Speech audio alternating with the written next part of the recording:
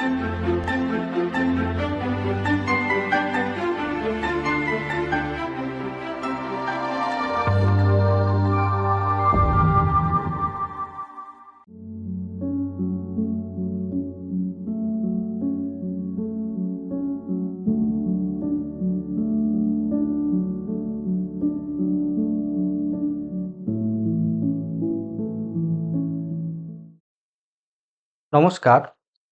আজ আমাদের আলোচ্য বিষয় ভারতীয় আর্য ভাষার উদ্ভব ও যুগ বিভাজন। এই আলোচনার পূর্বে তোমাদের জেনে নেওয়া প্রয়োজন এই পাঠ্যাংশের উদ্দেশ্য ও গুরুত্ব। এই পাঠ্যাংশে তোমরা জানতে পারবে ভারতীয় আর্য ভাষার উদ্ভবের ইতিহাস, আর এই সূত্রে তোমরা জানবে ভারতীয় আর্য ভাষা ভারতবর্ষে প্রবেশ করেছে নাকি এই ভাষা ভারতবর্ষ থেকে অন্যান্য দেশে ছড়িয়ে পড়েছে, এই নিয়ে বিতর্কের বিষয়টি। ভারতীয় আর্য ভাষার উদ্ভবের সময়কাল নিয়েও ভাষাতাত্ত্বিকদের মধ্যে মতপার্থক্য আছে।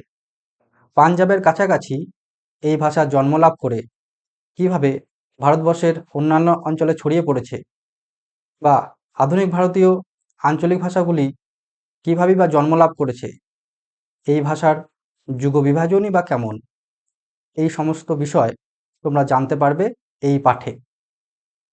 ভারতীয় আর্য ভাষার সঙ্গে পরিচয় লাভ করার মাধ্যমে তোমরা তোমাদের মাতৃভাষার ইতিহাসও জানতে পারবে।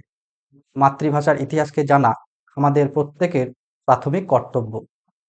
এক ভারতীয় আর্য ভাষা থেকে অধিকাংশ আধুনিক ভারতীয় আঞ্চলিক ভাষাগুলি জন্মলাভ করেছে। এটা জেনে আঞ্চলিক ভাষাকে কেন্দ্র করে নিজেদের মধ্যে বিভেদ না বাড়িয়ে সহাবস্থানের সম্পর্ক গড়ে তোলা উচিত। পাঠ্যাংশে আলোচ্য বিষয় আমরা সংক্ষেপে একটু দেখে নেব। ইন্দো ইউরোপীয় ভাষা থেকে ইন্দো ইরানীয় ভাষা, তা থেকে কিভাবে ভারতীয় আর্য ভাষা জন্মলাভ করলো তার সংক্ষিপ্ত ইতিহাস আলোচনা করব। ভারতীয় আর্য ভাষা ভারতবর্ষ থেকে অন্যান্য দেশে ছড়িয়ে পড়েছে নাকি অন্য দেশ থেকে ভারতবর্ষে প্রবেশ করেছে, সে বিষয়ে পণ্ডিতদের অভিমত সংক্ষেপে উপস্থাপিত করব। ভারতীয় আর্য ভাষা ও ইরানের আবেস্তীয় ভাষার সাদৃশ্য কতটা তা দেখানোর চেষ্টা করব। ভারতীয় আর্য ভাষার বিস্তার ও কালে কালে এ ভাষা কী পরিবর্তন লাভ করেছে তা যুগবিভাজনের মাধ্যমে তুলে ধরার চেষ্টা করব। বিভিন্ন যুগে ভারতীয় আর্য ভাষার বিস্তার মানচিত্র সহযোগে আলোচনা করব। প্রাচীন ভারতীয় আর্য ভাষাকে তিনটি উপশ্রেণীতে ভাগ করে আলোচনা করব। রেখাচিত্রে ভারতীয় আর্য ভাষার উদ্ভবের ইতিহাস একটু দেখে নাও। ইন্দো ইউরোপীয় ভাষা গোষ্ঠী, সেই ইন্দো ইউরোপীয় ভাষাকে দুভাগে ভাগ করা হয়, শতম ও কেন্তুম। শতম গুচ্ছের ভাষাগুলি হলো ইন্দো ইরানীয়, বাল্তো স্লাভিক, আলবানীয়, আর্মেনীয়। আর কেন্তুম গুচ্ছের ভাষাগুলি হলো গ্রিক, ইতালিক, কেলতিক, ইউটোনিক, তোখারীয়, হিত্তীয়। সুতরাং আমরা দেখতে পাচ্ছি ইন্দো ইউরোপীয় ভাষাগুচ্ছের শতম অংশের ভাষা হচ্ছে ইন্দো ইরানীয়। এই ইন্দো ইরানীয় ভাষাকে আবার দুই ভাগে ভাগ করা যায়, ভারতীয় আর্য ও ইরানীয়। ইরানীয় ভাষার দুটো ভাগ, আবেস্তীয় ও প্রাচীন পারসিক। আবেস্তার ভাষা আবেস্তীয়, আর হাখামেনীয় সাম্রাজ্যের যে ভাষা সেটা প্রাচীন পারসিক। সেই প্রাচীন পারসিক থেকে জন্ম নিয়েছে পল্লবী ভাষা, আর পল্লবী ভাষা থেকে জন্ম নিয়েছে আধুনিক ফার্সি ভাষা। অন্যদিকে ভারতীয় আর্য ভাষা থেকে ক্রমবিবর্তনের মাধ্যমে আমরা দেখেছি প্রাচীন ভারতীয় আর্য ভাষা, মধ্য ভারতীয় আর্য ভাষা, আধুনিক ভারতীয় আর্য ভাষার জন্ম লাভ করেছে। ইন্দো ইরানীয় ভাষার বিস্তার তোমরা একটু লক্ষ্য করো। এই মানচিত্রে লাল অংশ যেখানটা রয়েছে, অর্থাৎ ইরান, আফগানিস্তান, তাজিকিস্তান, এই অংশটা ইরানীয় ভাষার অঞ্চল। অন্যদিকে যেটা সবুজ অংশ, ভারতের উত্তর অংশ, এইটা হচ্ছে ভারতীয় আর্য ভাষার অঞ্চল। এই ভারতীয় আর্য ভাষার আধুনিক রূপগুলো কি কি আমরা দু একটা দেখে নেব, পরে আরও বিস্তারিত আলোচনা করব। আপাতত কয়েকটা জিনিস আমরা লক্ষ্য করছি। দেখো 12 নম্বর থেকে আছে আসামিজ, বেঙ্গলি, ভিলি, চিত্রালি, দারদিক, ডোগরি, গুজরাটি, হিন্দি। আবার হিন্দির ডায়ালেক্টস রয়েছে বিভিন্ন রকম, অবধি, ভোজপুরি, ছত্তিশগড়ি, মাইথিলি, রাজস্থানী ইত্যাদি। তো এই সমস্ত ভাষাগুলি ভারতীয় আর্য ভাষা থেকে জন্ম লাভ করেছে। মোটের ওপর এই যে ম্যাপ তোমরা দেখছো, এখানে ইরানীয় ভাষা এবং ভারতীয় আর্য ভাষার বিস্তারটা দেখানো হয়েছে এবং সেখান থেকে কী কী ভাষা জন্মেছে সেগুলোও সংক্ষেপে বলা হলো। পর তোমরা দেখো আর্যদের গমনাগমন ও তাদের ভাষা।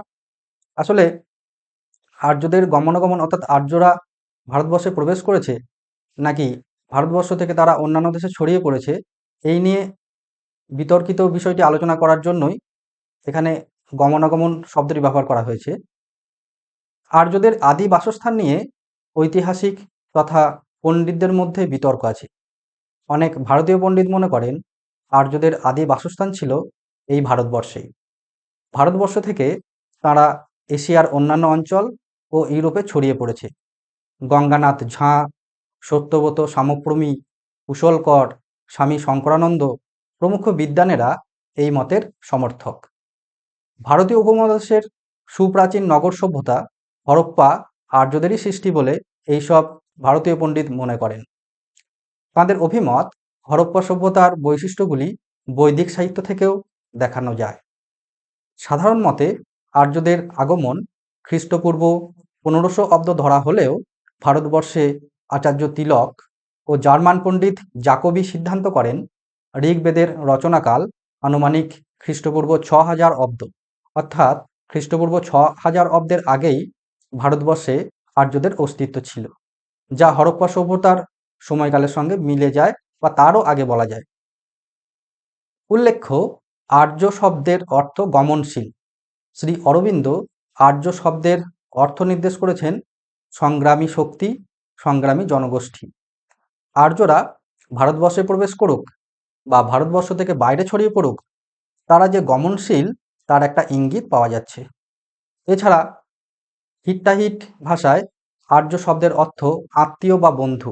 আবেস্তীয় ভাষায় আর্য শব্দের অর্থ করা হয়েছে প্রভু বা অভিজাত ব্যক্তি। ঋগ্বেদেও এই আবেস্তার অর্থই আমরা লক্ষ্য করি। অন্যদিকে অনেক ইউরোপীয় পণ্ডিত সিদ্ধান্ত করেন মধ্য ও পূর্ব ইউরোপ আর্যজাতির আদি বাসস্থান।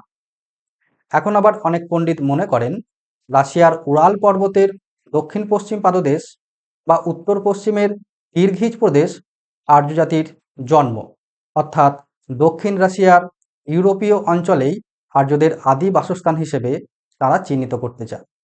এই অঞ্চল থেকেই আর্য তথা মূল ইন্দো ইউরোপীয় ভাষাভাষী জনগোষ্ঠী পৃথিবীর বিভিন্ন অংশে ছড়িয়ে পড়ে। সম্প্রতি উরাল পর্বতমালার আর্কাইম পাহাড়ের কাছে খ্রিস্টপূর্ব সপ্তদশ ষোড়শ শতাব্দীর নির্মিত একটি শহরের আবিষ্কার এরূপ অনুমানের কারণ। এই অঞ্চলেই আর্যজাতির ভাষা আর্য ভাষা প্রথম রূপ লাভ করে। এই মতবাদের জনক জার্মান পণ্ডিত স্যাডার। অনেক ভারতীয় পণ্ডিত এই মতের সমর্থক। এই দুই অভিমতের মধ্যে দ্বিতীয় মত, অর্থাৎ আর্যরা বাইরে থেকে ভারতবর্ষে প্রবেশ করেছে, এটি অধিকতর প্রচলিত। পণ্ডিতদের মতে আনুমানিক 2500 খ্রিস্টপূর্বাব্দে ইন্দো ইউরোপীয় ভাষী তথা আর্যরা তাদের আদি বাসস্থান থেকে পৃথিবীর বিভিন্ন স্থানে ছড়িয়ে পড়তে শুরু করে। ইন্দো ইরানীয় নামে আর্যদের একটি শাখা দুভাগে বিভক্ত হয়ে একটি শাখা ইরানে প্রবেশ করে আর অন্য শাখাটি আনুমানিক 1500 খ্রিস্টপূর্বাব্দে ভারতবর্ষে পদার্পণ করে, যা ভারতীয় আর্য নামে পরিচিত। তাই ইরানের প্রাচীন ধর্মগ্রন্থ আবেস্তার ভাষা ও ভারতের প্রাচীন সাহিত্যিক ভাষা সংস্কৃতের মধ্যে গভীর সাদৃশ্য লক্ষ্য করা যায়। এই আবেস্তীয় ভাষা ও ঋগ্বেদ সহ প্রাচীন ভারতীয় সাহিত্যের ভাষা সংস্কৃতের সাদৃশ্য পূর্বোক্ত উভয় মতের যে কোনো মতকেই সমর্থন করতে পারে। কেননা এই সাদৃশ্য থেকে বোঝা মুশকিল আর্যরা ইরানের মধ্য দিয়ে ভারতবর্ষে প্রবেশ করেছে নাকি ইন্দো ইরানীয় ভাষী আর্যদের একটি শাখা দুভাগ হয়ে একটি ইরানে অন্যটি ভারতে প্রবেশ করেছে, অথবা ভারতবর্ষ থেকে ইরানের পথ বেয়ে আর্যরা এশিয়া ও ইউরোপের নানা স্থানে ছড়িয়ে পড়েছে। ফলত আবেস্তীয় ও সংস্কৃত ভাষার এই সাদৃশ্য বেশ গুরুত্বপূর্ণ। এই সাদৃশ্যের সঙ্গে একটু পরিচিত হওয়া যাক। আবেস্তীয় ও সংস্কৃত ভাষার সাদৃশ্য। আবেস্তীয় ভাষার সঙ্গে সংস্কৃত ভাষার মিল দেখাতে গিয়ে বিশেষজ্ঞরা আবেস্তার শ্লোকের পাশাপাশি তাকে সংস্কৃতে অনুবাদ করে উভয় ভাষার সাদৃশ্য খোঁজার চেষ্টা করেছেন।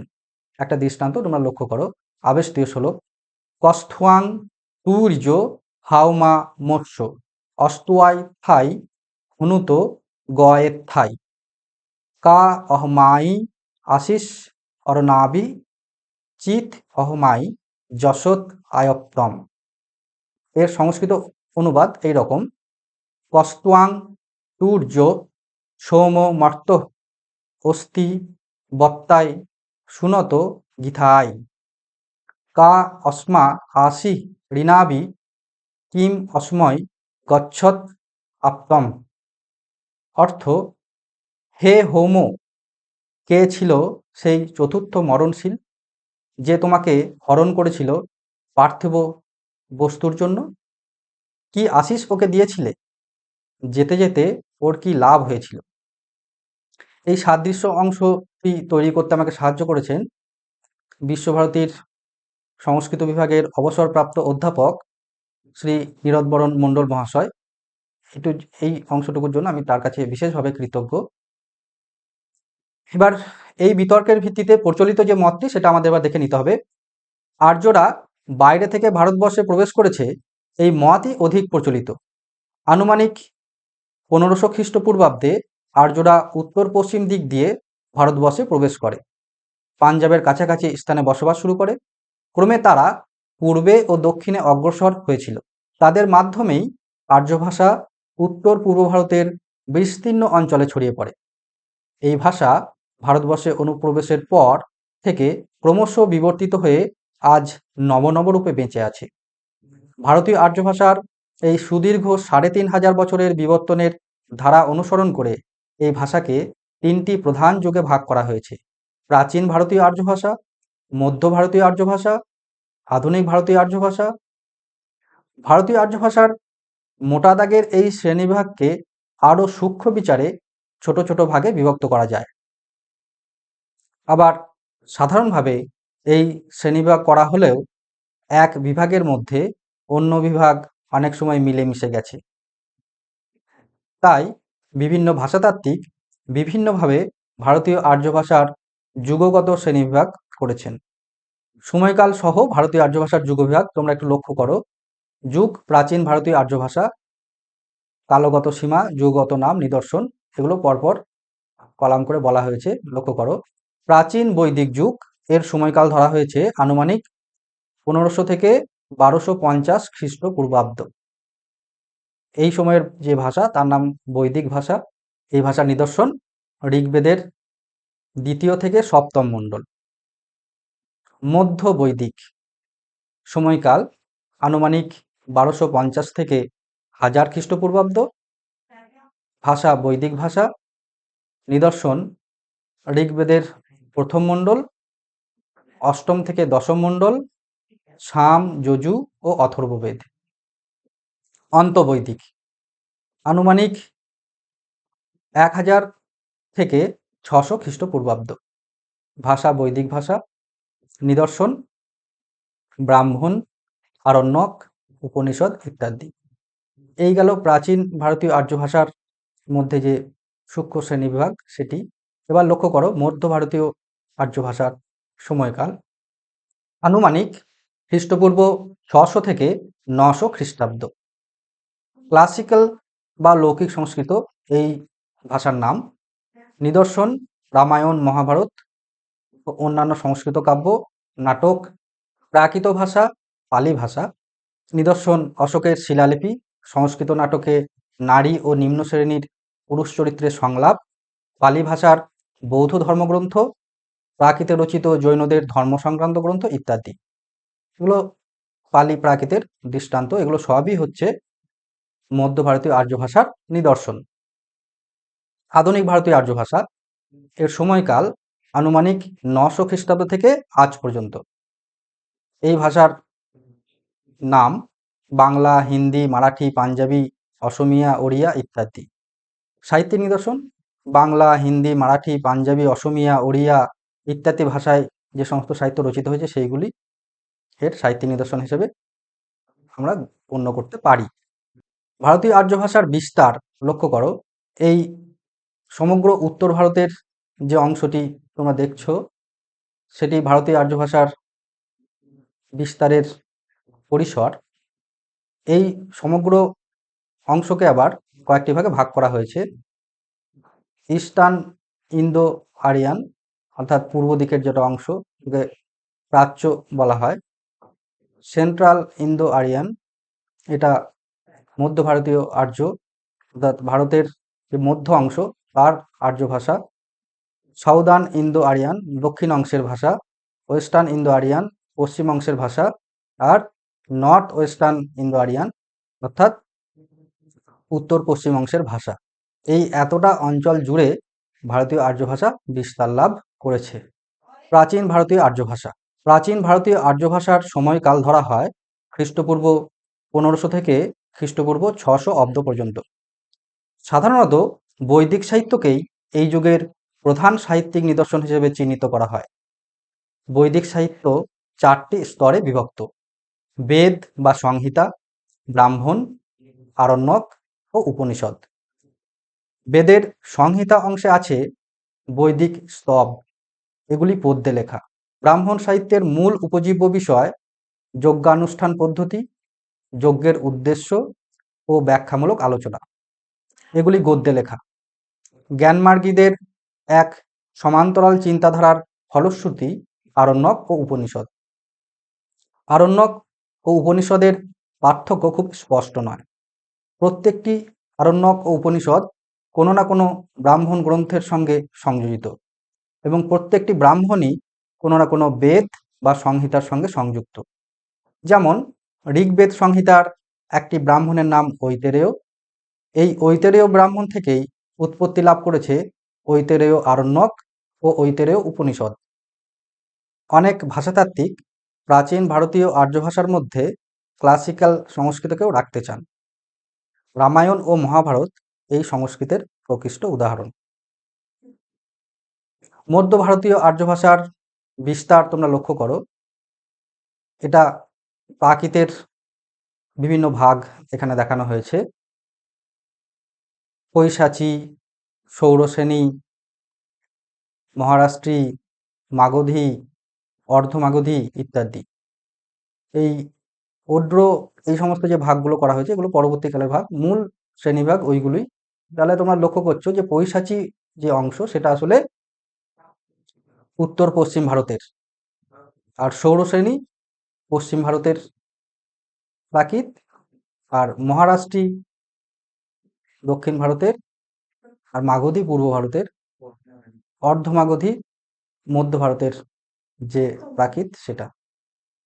তাহলে মধ্য ভারতীয় আর্য ভাষার যে বিস্তার অর্থাৎ বিভিন্ন প্রাকৃত যে ভাষা, সেই প্রাকৃত ভাষার পরিসরটা তোমরা লক্ষ্য করলে। এবার এই মধ্য ভারতীয় আর্য ভাষা সম্পর্কে একটু সংক্ষেপে জেনে নেওয়ার চেষ্টা করব। মধ্য ভারতীয় আর্য ভাষার সময়কাল আনুমানিক খ্রিস্টপূর্ব 600 অব্দ থেকে 900 খ্রিস্টাব্দ। এই পর্বের প্রধান ভাষা হল পালি ও প্রাকৃত ভাষা। এছাড়াও ক্লাসিক সংস্কৃত, বৌদ্ধ সংস্কৃত, জৈন সংস্কৃত বা মিশ্র সংস্কৃত এই যুগের অন্তর্গত। এই যুগে ভারতীয় আর্য ভাষার বিবর্তন বেশ স্পষ্টভাবে লক্ষ্য করা যায়। আর্যরা ক্রমে যত ভারতবর্ষের বিভিন্ন অঞ্চলে ছড়িয়ে পড়েছে ততই তাদের ভাষাও বিভিন্ন অঞ্চলে আঞ্চলিক স্বাতন্ত্র্য লাভ করেছে। বিভিন্ন প্রাকৃত ভাষা যেমন পৈশাচী প্রাকৃত, সৌরসেনী প্রাকৃত, মহারাষ্ট্রের প্রাকৃত, মাগধী প্রাকৃত ও অর্ধমাগধী প্রাকৃত, এই প্রাকৃতগুলির আরও পরিবর্তন লাভ করলে তাদের অপভ্রংশ নামে চিহ্নিত করা হয়। প্রাকৃত ভাষার দৃষ্টান্ত অশোকের অনুশাসন লিপি, গির্নার অনুশাসন লিপি, সংস্কৃত নাটকের নারী ও ভৃত্যের সংলাপ, জৈন সাহিত্য ইত্যাদি। পালি ভাষার দৃষ্টান্ত বৌদ্ধ সাহিত্যগুলি। অপভ্রংশ ভাষার নিদর্শন কিছু মহাকাব্য, গীতিকাব্য, সংস্কৃত নাটকের কিছু কিছু সংলাপ ও গান। রামায়ণ ও মহাভারতকে অনেকে প্রাচীন ভারতীয় আর্য ভাষার অন্তর্ভুক্ত করতে চান। অনেকে মধ্য ভারতীয় আর্য ভাষার নিদর্শন হিসেবেই এই দুই মহাকাব্যকে চিহ্নিত করেছেন। অন্যান্য সংস্কৃত মহাকাব্য ব্যাপারেও একই কথা বলা যায়। ক্লাসিক্যাল সংস্কৃতকে ঠিক প্রাচীন যুগে না মধ্যযুগে অন্তর্ভুক্ত করা যাবে সেই নিয়ে গবেষকদের মধ্যে মতপার্থক্য আছে। আধুনিক ভারতীয় আর্য ভাষার বিস্তার তোমরা লক্ষ্য করো। এখানে যে অঞ্চলগুলো আমরা দেখতে পাচ্ছি তাকে আবার কয়েকটি ভাগে ভাগ করা হয়েছে। একেবারে এটা ইস্টার্ন, সেই ইস্টার্ন অংশে তোমরা দেখতে পাচ্ছ আসামিজ, বেঙ্গলি আর ওড়িয়া ভাষা। সেন্ট্রাল ইন্ডিয়ার মধ্যে তোমরা দেখবে হিন্দি, উর্দু, মৈথিলি, ভোজপুরি ইত্যাদি ভাষা। নর্থ ওয়েস্টার্নে তোমরা দেখতে পাচ্ছ দরদিক, পাঞ্জাবি, সিন্ধি এই ভাষাগুলি প্রচলিত। সাউথ ওয়েস্টার্নে তোমরা দেখতে পাচ্ছ গুজরাটি, মারাঠি, কোঙ্কনি। আর যে দুটি ভাষা নেপালি ও সিংহলি, এই দুটি ভাষাকে কোনো শ্রেণীবিভাগের মধ্যে রাখা যায়নি। কোন ভাষা থেকে বা কোন প্রাকৃত থেকে জন্মেছে সেটা এখনো নির্ণীত হয়নি। মোটের উপর তোমরা আধুনিক ভারতীয় আর্য ভাষার বিস্তারটা বুঝতে পারছো। আধুনিক ভারতীয় আর্য ভাষা সম্পর্কে সংক্ষেপে একটু দেখে নেওয়া যাক। আনুমানিক খ্রিস্টীয় নবম দশম শতাব্দী থেকে ভারতীয় আর্য শাখা থেকে যেসব নবীন ভাষার জন্ম হয়, অধুনা ভারতবর্ষে প্রচলিত সেই সব নবীন ভাষাগুলিকে বোঝায়। এই ভাষাগুলি হলো বাংলা, হিন্দি, মারাঠি, ওড়িয়া, অসমিয়া, পাঞ্জাবি ইত্যাদি। এই ভাষাগুলি বর্তমানে যথেষ্ট সাহিত্য সমৃদ্ধি লাভ করেছে। খুব সম্প্রতি ওড়িয়া, বাংলা, হিন্দি, মারাঠি ধ্রুপদী ভাষা হিসেবে স্বীকৃতি পেয়েছে। যে কোনো ভাষাকে ধ্রুপদী ভাষার মর্যাদা লাভ করতে হলে তার একটি প্রাথমিক শর্ত হলো সে ভাষাকে আজ থেকে কমপক্ষে 1500 বছরের পুরনো হতে হবে, অর্থাৎ সে ভাষার জন্ম হতে হবে 500 খ্রিস্টাব্দের কাছাকাছি সময়ে। তাতে ভাষাতাত্ত্বিকদের নির্দেশিত পূর্বের যুগবিভাগ অনেকখানি পাল্টে যাবে। ফলত এই নতুন গবেষণা যত তাড়াতাড়ি সামনে আসবে তত তাড়াতাড়ি আর্য ভাষার এই যুগবিভাজন যথার্থ হবে। ভারতীয় আর্য ভাষার পরিবর্তিত এই যুগবিভাজনের আশায় আমরা সকলে অপেক্ষমান। সামগ্রিক আলোচনার ভিত্তিতে আমরা দেখতে পাচ্ছি ভারতবর্ষে আর্যদের আগমন নাকি ভারতবর্ষ থেকে আর্যদের বহির্গমন, এই নিয়ে সমালোচকদের মধ্যে মতপার্থক্য। এবার এই বিতর্কের ভিত্তিতে প্রচলিত যে মতটি সেটা আমাদের এবার দেখে নিতে হবে। আর্যরা বাইরে থেকে ভারতবর্ষে প্রবেশ করেছে এই মতই অধিক প্রচলিত। আনুমানিক 1500 খ্রিস্টপূর্বাব্দে আর্যরা উত্তর পশ্চিম দিক দিয়ে ভারতবর্ষে প্রবেশ করে, পাঞ্জাবের কাছাকাছি স্থানে বসবাস শুরু করে। ক্রমে তারা পূর্বে ও দক্ষিণে অগ্রসর হয়েছিল। তাদের মাধ্যমেই আর্য ভাষা উত্তর পূর্ব ভারতের বিস্তীর্ণ অঞ্চলে ছড়িয়ে পড়ে। এই ভাষা ভারতবর্ষে অনুপ্রবেশের পর থেকে ক্রমশ বিবর্তিত হয়ে আজ নবরূপে বেঁচে আছে। ভারতীয় আর্য ভাষার সঙ্গে যে আবেষ্টীয় ভাষার গভীর মিল আছে তা আমরা লক্ষ্য করেছি। পাঞ্জাবের কাছাকাছি অঞ্চলে ভারতীয় আর্য ভাষা জন্মলাভ করে পূর্ব ও দক্ষিণ ভারতে ছড়িয়ে পড়ে। ভাষাতাত্ত্বিকেরা এরকমই অনুমান করেন। ভারতীয় আর্য ভাষার এই সুদীর্ঘ 3500 বছরের বিবর্তনের ধারা অনুসরণ করে এই ভাষাকে 3টি প্রধান যুগে ভাগ করা হয়েছে: প্রাচীন ভারতীয় আর্য ভাষা, মধ্য ভারতীয় আর্য ভাষা, আধুনিক ভারতীয় আর্য ভাষা। ভারতীয় আর্য ভাষার মোটা দাগের এই শ্রেণীবিভাগকে আরও সূক্ষ্ম বিচারে ছোট ছোট ভাগে বিভক্ত করা যায়।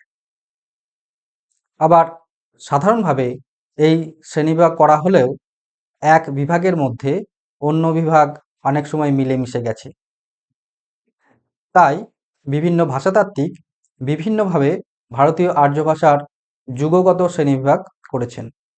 সময়ের সঙ্গে সঙ্গে এ ভাষা যত বিস্তার লাভ করেছে ততই বিভিন্ন অঞ্চলে ভাষাটি স্বাতন্ত্র্য রূপ লাভ করেছে।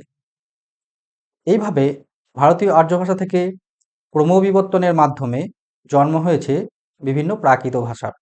প্রাকৃত ভাষা পরিবর্তিত হয়েছে অপভ্রংশ ভাষায়, আর এই অপভ্রংশ ভাষা থেকে আধুনিক ভারতের অনেক আঞ্চলিক ভাষা যেমন বাংলা, হিন্দি, মারাঠি, ওড়িয়া, অসমিয়া, পাঞ্জাবি প্রভৃতি ভাষাগুলি জন্ম লাভ করেছে। এইভাবে আর্য ভাষার উদ্ভব ও বিভিন্ন যুগে আর্য ভাষার পরিবর্তনকে সংক্ষেপে বুঝে নেওয়ার চেষ্টা করলাম এই পাঠ্যাংশে। এবার পাঠ্যাংশ কেন্দ্রিক কিছু প্রশ্ন আমরা দেখে নেওয়ার চেষ্টা করব। ভারতীয় আর্য ভাষার উদ্ভবকাল নির্ণয় করো। তোমরা বুঝতেই পারছো যে এই প্রশ্নটি এক কথায় উত্তর হবে না, কারণ এই ভারতীয় আর্য ভাষার উদ্ভবের ইতিহাস নিয়ে পণ্ডিতদের মধ্যে মতপার্থক্য আছে। কেউ কেউ এ ভাষার উৎপত্তিকাল খ্রিস্টপূর্ব 1500 অব্দ বললেও অনেক সমালোচক আবার এটাকে বলছেন খ্রিস্টপূর্ব 6000 অব্দ। সুতরাং এই বিষয়টি একটু আলোকপাত করে তোমাদের উত্তর করতে হবে। ভারতীয় আর্য ভাষার সঙ্গে বহির্ভারতীয় কোন ভাষার গভীর সাদৃশ্য পাওয়া গেছে? তোমরা নিশ্চয়ই এই আলোচনা থেকে বুঝতে পারছো যে উত্তর কি হবে। এটা হচ্ছে আবেস্তীয় ভাষা, ইরানের যে ভাষা অর্থাৎ আবেস্তার ভাষা, আবেস্তীয় ভাষা। ভারতীয় আর্য ভাষা থেকে কতগুলি প্রাকৃত ভাষা জন্মলাভ করেছে, সেগুলি কি কি? তোমরা দেখেছো যে এই প্রাকৃত ভাষার কয়েকটি শ্রেণীবিভাগ করা হয়েছে।